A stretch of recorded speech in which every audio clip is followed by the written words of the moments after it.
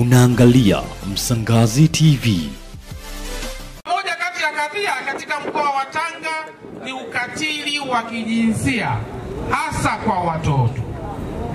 Tatizo hili la ukatili wa kijinsia linaanzia kwenye familia, halianzii serikalini.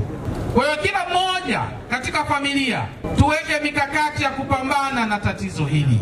Na yule ambaye anafanya ukatili wa kijinsia tusimlee, tusimfuge, tusimuhifadhi, tumpeleke katika vyombo vya sheria akapate anachostahili.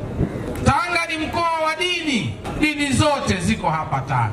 Tutumie vyombo vya dini, tutumie taasisi za dini katika kukemea na kupambana na ukatili wa kijinsia. Watumishi wa serikali, msivute miguu, msipate kigugumizi katika kupambana na kadhia hii.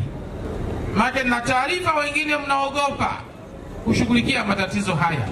Usiogope, ndio dhamana uliopewa. Unalipwa mshahara kwa sababu hiyo. Tunaomba Wanatanga tuungane kutokomeza ukatili wa kijinsia. Mheshimiwa mgeni rasmi, kwa mujibu wa takwimu za Jeshi la Polisi za mwaka jana 2024, Tanga inaongozwa kwa matendo ya ukatili, ambapo matendo ya ukatili 457 yaliripotiwa. Ni mkoa wa kwanza Tanzania kati ya matukio 7320. Kwa hiyo Mheshimiwa mkuu wa mkoa, viongozi wote wakuu wa wilaya, tumieni mlango huu wa uwepo wa kampeni ya huduma msaada kisheria kuelimisha wananchi waachane na matendo ya ukatili, kwa sababu ni kukiuka sheria, lakini kuhakikisha wananchi wanajua haki zao. Lakini kama jamii ya Wanatanga tunawalinda watoto, tunawalea, tunawakuza, tunaheshimu ndoa, tunaishi kwa amani, tunashirikiana, mkijua hapawezi kuwa na maendeleo pasipo mshikamano, amani, kuheshimiana na kuwajibika kwa pamoja. Mkuu wa mkoa wa Tanga Balozi Dr. Batilda Buriani amepiga marufuku kwa mtu yoyote kufika ofisini kwake kuomba msaada wa dhamana kwa mtu anayekabiliwa na tuhuma za ukatili dhidi ya wanawake na watoto, akieleza kuwa serikali itatoa mwanya kwa vitendo hivyo kuendelea.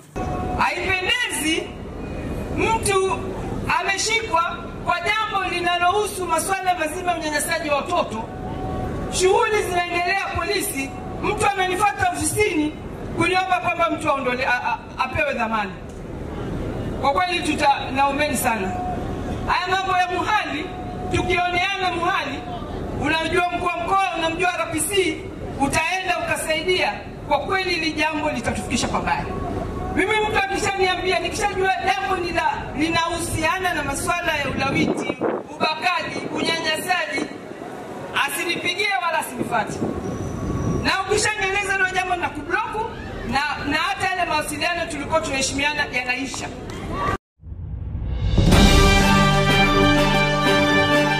Unaangalia Msangazi TV.